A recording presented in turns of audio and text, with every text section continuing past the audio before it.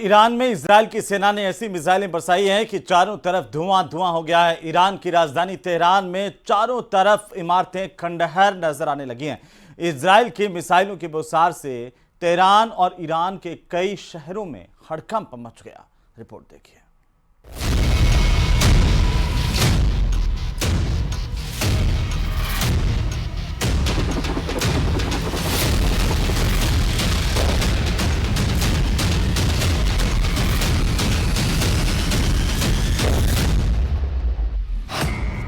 Iran के आसमान में इजराइल की बारूदी बारिश।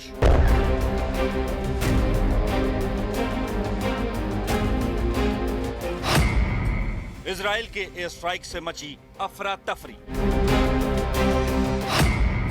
ईरान पर इजराइल ने की मौत की बारिश।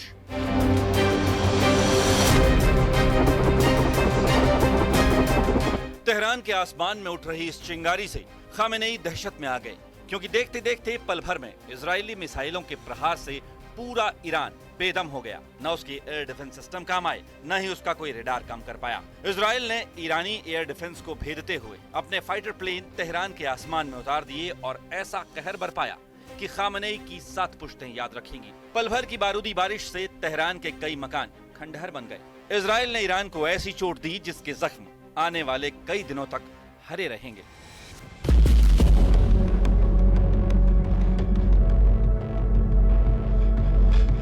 इजराइल की सेना ने ईरान की राजधानी तेहरान और पिरान शहर समेत करीब 30 जगहों पर 300 भयंकर स्ट्राइक की है। ऑपरेशन राइजिंग लॉयन के नाम से शुरू हुए इस हमले में ईरान को अब तक की सबसे बड़ी चोट मिली है। उसके टॉप सैन्य कमांडर मारे गए, ईरान के कई परमाणु वैज्ञानिक मारे गए और इस हमले की जो तस्वीरें आईं वो हैरान कर देने वाली थी।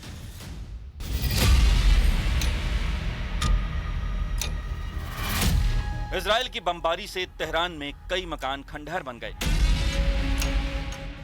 कई मकानों से तो काफी देर तक धुएं का गुबार उठता दिखाई दिया। ईरान में मौत की बमबारी में न सिर्फ मकान बल्कि सड़कों पर खड़ी कई गाड़ियां भी तबाह हो गईं। सामने आई तस्वीरों के मुताबिक इजरायली हमलों में राजधानी तेहरान के आवासीय इलाकों को भी निशाना बनाया गया। इन हमलों में कई आम नागरिकों की मौत हुई है, जिनमें महिलाएं और बच्चे भी शामिल हैं। तेहरान में जो कुछ हुआ उसने पूरे पश्चिम एशिया को हिला कर रख दिया। इन तस्वीरों को देखिए। इजरायली हमले के बाद एक इमारत में भीषण आग लग गई। वीडियो में दिखता है कि नीचे इमरजेंसी गाड़ियां खड़ी हैं और ऊपर मंजिलों में आग भड़की हुई है। इजराइल के हमले की एक और तस्वीर देखिए। इजराइल के हमले में तेहरान की एक रिहायशी इमारत तबाह हो गई, कई गाड़ियां जलकर राख हो गई और चारों तरफ मलबा ही मलबा दिखा। نمیدونم موشک زدن چی زدن قائدای بغلی خبر ندارم। इस हमले के बाद इजराइल की तरफ से बयान सामने आया, जिसमें इजराइल के डिफेंस मिनिस्टर इसराइल कैट्ज ने कहा कि ये ईरान की तरफ से किसी संभावित खतरे को रोकने के लिए पहले से ही उठाया गया कदम है। यही नहीं, इजराइल डिफेंस फोर्सेस ने दावा किया है कि ईरान के कुछ मिलिट्री और न्यूक्लियर ठिकानों को टारगेट किया गया है। उधर अमेरिका ने इस हमले में किसी भी तरह की हिस्सेदारी से इनकार किया है। अमेरिकी विदेश मंत्री मार्को रूबियो ने कहा कि ये इजराइल की एक तरफा कार्रवाई है, अमेरिका इसमें शामिल नहीं है। उन्होंने चेतावनी दी कि ईरान जवाबी कार्रवाई न करे और अमेरिकी सैनिकों को निशाना न बनाए।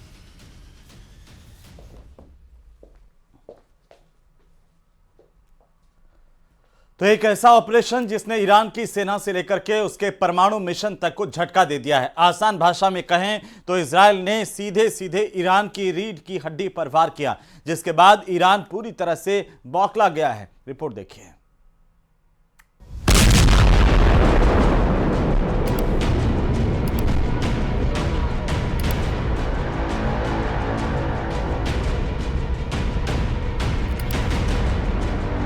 इजराइल का ईरान पर सबसे बड़ा हमला। इजराइल ने तोड़ी ईरान की रीढ़ की हड्डी। मारा गया आर्मी चीफ हुसैन सलामी। ईरान के परमाणु ठिकानों पर भी target.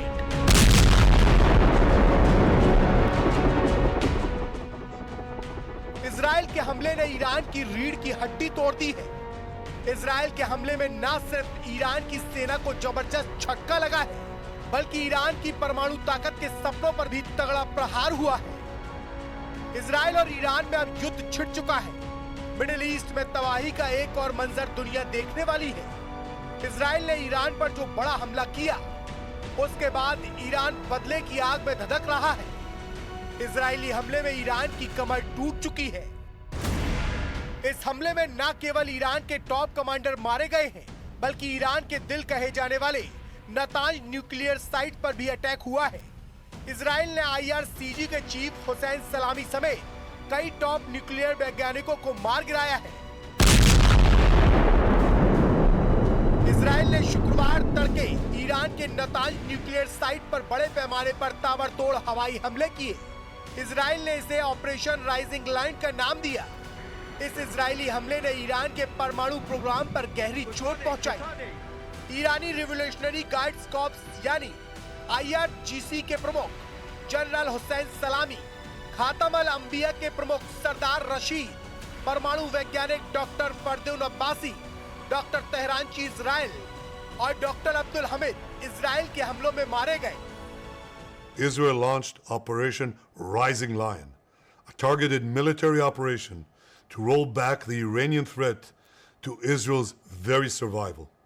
This operation will continue for as many days as it takes to remove this threat.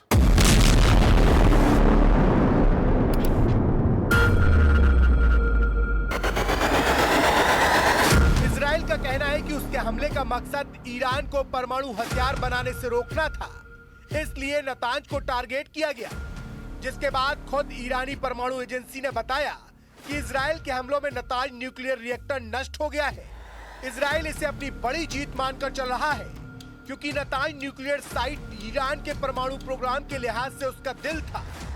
ऐसे में नतांज न्यूक्लियर साइट तबाह होने से ईरान को बहुत बड़ा झटका लगा है। नतांज न्यूक्लियर साइट ईरान के परमाणु कार्यक्रम का दिल मानी जाती है। नतांज न्यूक्लियर साइट इस्फहान में है और यहाँ दो प्रमुख फैसिलिटी है, पहली सतह पर और दूसरी जमीन के नीचे। ये इजरायली हमलों से बचाव के लिए बनाई गई है।